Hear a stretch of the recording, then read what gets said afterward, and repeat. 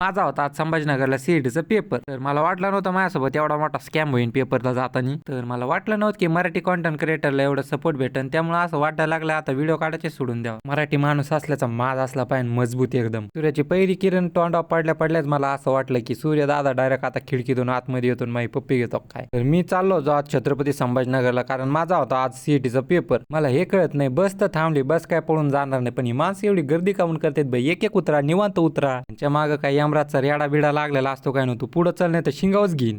मतलब वो अलग ही लेवल का बंदा था। मला 2 नमुने भेटले होते. मला म्हणले भाई ओरिजिनल आधार कार्ड लागत, त्याशिवाय एंट्रीच भेटत नाही. नंतर कळालं झेरॉक्सवर पण काम भागत आहे. या दोघांना निवांत भेटलो मी नंतर मग अशी एकदम मसालेबाद झणझणीत पावभाजी घेतली. कसा गेला पेपर होय?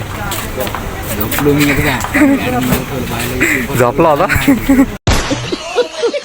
पेपर वगैरे झाला, निघालो होतो परत. खिडकीतून बाहेर बघतच होतो की तेवढ्यात मस्तपैकी छत्रपती शिवाजी महाराजांची चांगली एकदम खतरनाक अशी मूर्ती बघितली. आजपर्यंत मी फक्त रील मध्ये पाहिली होती, आज रील मध्ये पण बघितली.